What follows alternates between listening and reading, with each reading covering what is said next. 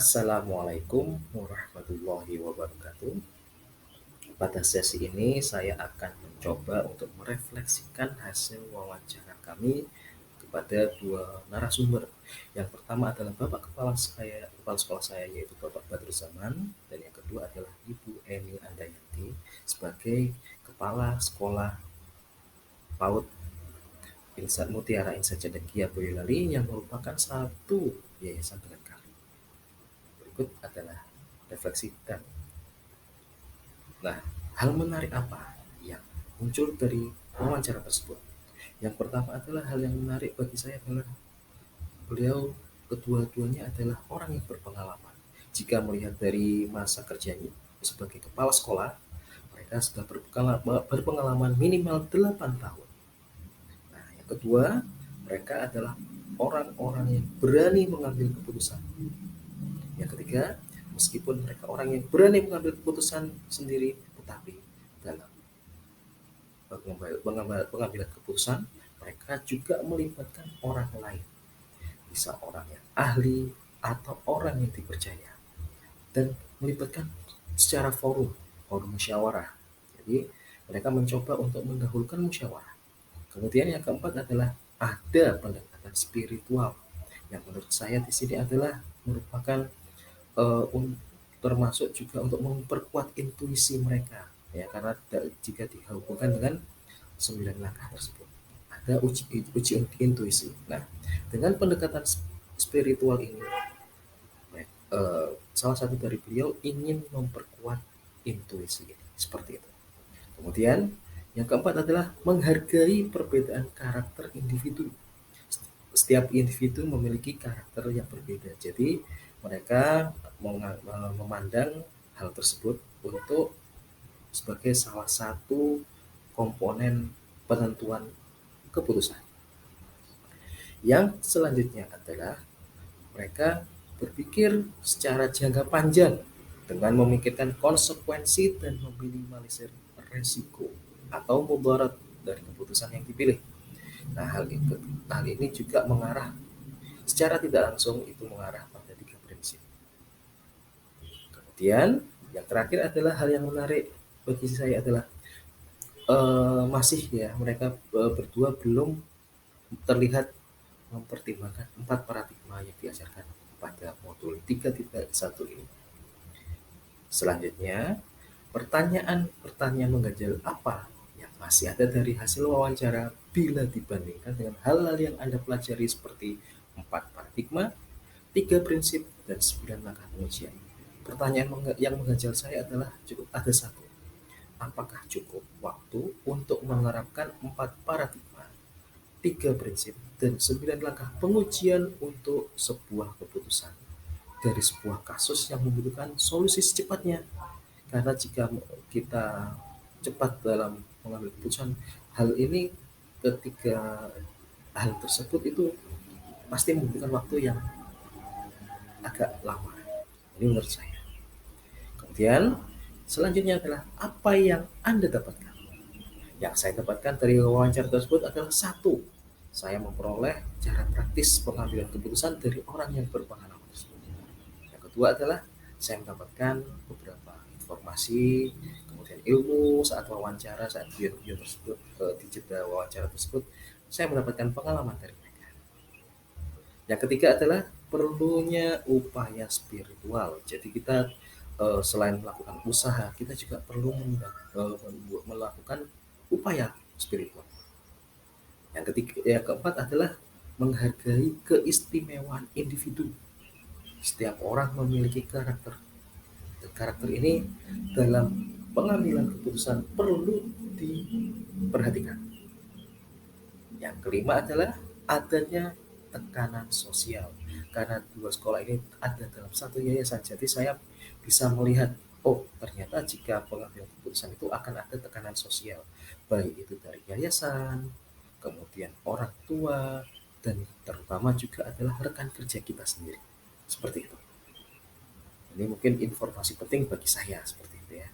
Kemudian yang keenam adalah informasi lengkap akan mempengaruhi kualitas dari keputusan yang diambil. Ini yang sangat penting sekali. Jadi perlu adanya penggalian informasi sebelum kita menentukan sebuah keputusan. Selanjutnya adalah bagaimana hasil wawancara antara 2 hingga 3 pimpinan yang Anda wawancari. Adakah sebuah persamaan atau perbedaan? Kira-kira ada yang menonjol dari salah satu pimpinan tersebut. Mengapa dan apa yang membedakan? Saya memperoleh persamaan dari kedua orang tersebut adalah pertama, beliau berdua mendahulukan musyawarah. Meskipun mereka bisa menentukan sendiri, tapi mereka berdua mendahulukan musyawarah. Yang kedua adalah mempertimbangkan keputusan dengan meminimalisir kemudaratan atau risiko. Ini penting sekali. Meskipun sama-sama benar saat dilema etika, tapi mempertimbangkan dengan meminimalisir kemudaratan. Selanjutnya adalah beliau berdua memiliki jadwal membahas permasalahan berkaitan dilema etika. Jadi memang saya masuk salah satu tim manajemen di sekolah dan saya mengikuti kegiatan tersebut. Pada jadwal, memang ada jadwal khusus untuk sekolah saya, yaitu pada hari Rabu kita bertemu di sana akan membahas rencana-rencana kegiatan dan mengevaluasi kegiatan yang telah terlampaui. Dan di situ kita juga membahas jika terjadi sebuah permasalahan. Seperti itu. Kemudian yang keempat adalah belum memperlihatkan secara spesifik penggunaan 4 paradigma. Nih. Kemudian selanjutnya adalah hal yang menonjol. Narasumber yang pertama memiliki cara yang lebih praktis dalam mengambil keputusan. Sedangkan narasumber kedua, yaitu Ibu Eni Andayati, adalah lebih detail tahapannya. Tahapan per tahapan jelas dan di situ digambarkan langkah-langkahnya dengan pas seperti itu. Dua hal yang menonjol ya, yang membedakan keduanya. Kemudian untuk narasumber pertama, beliau mengakomodasi perbedaan karakter individu dalam penentuan keputusan jika terjadi seperti itu.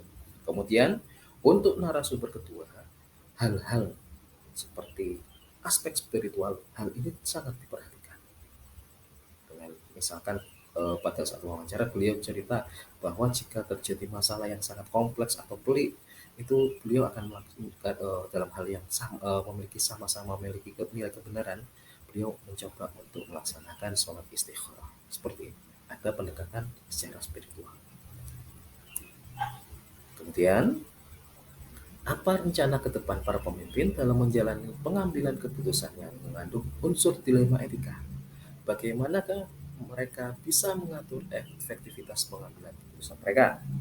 Nah, saat wawancara saya juga mempresentasikan apa itu dilema etika, kemudian rujukan moral, dan 4 paradigma, 3 prinsip, dan 9 langkah secara umum. Nah, dari presentasi ini, rencana kedepannya kedua narasumber ini akan mencoba menggunakan 4 paradigma, 3 prinsip, dan 9 langkah dalam pengambilan keputusan menghadapi dilema etika. Karena mereka berdua memiliki langkah-langkah yang simpel, tapi di sini mereka ingin mencoba menerapkannya di instansi masing-masing. Kemudian keputusan akan lebih menitik beratkan pada berpihak pada murid. Yang ketiga, rencana mereka adalah mengukur efektivitas pengambilan keputusan dengan menganalisis hasil, proses, dan umpan balik. Misalkan hasil analisisnya jika hasil yang dicapai sesuai target yang ditetapkan, maka keputusan tersebut dapat dianggap efektif. Seperti itu. Kemudian analisis proses, apakah proses tersebut sesuai dengan alur penetapan keputusan atau tidak? Apakah proses tersebut dilakukan secara tepat waktu? Dan apakah proses tersebut melibatkan semua pihak yang terkait? Kemudian umpan balik di sini juga diperhatikan juga, yaitu jika keputusan tersebut didukung oleh mayoritas pihak yang terkait, maka keputusan tersebut dapat dianggap efektif. Seperti itu. Selanjutnya, bagaimana Anda sendiri akan menerapkan pengambilan keputusan dilema etika pada lingkungan Anda? kepada murid-murid Anda dan kepada kolega guru-guru Anda yang lain. Kapan Anda akan menerapkannya? Di sini saya akan mencoba menggunakan 4 paradigma, 3 prinsip, dan 9 langkah yang sudah saya pelajari. Saya akan mencoba tersebut. Hal ini juga senada dari kemarin hasil wawancara saya dengan Bapak Kepala saya. Beliau juga tertarik dengan metode ini. Jadi, saya sama Bapak Kepala akan mencoba bersinergi dalam melaksanakan jika terjadi dilema etika akan menggunakan metode ini. Kemudian yang kedua adalah lebih berpihak atas keputusan kepada murid atas keputusan yang dipilih. Dan yang ketiga adalah saya akan mencoba menerapkan saat ini juga, baik tugas saya sebagai guru kelas 6 dan sebagai ketua bidang hubungan masyarakat. Dan saya merasakan bahwa kedua posisi ini sering bersinggungan dengan dilema etika. Seperti itu. Untuk itu, terima kasih atas perhatiannya. Kami ucapkan terima kasih dan salam guru. Assalamualaikum warahmatullahi wabarakatuh.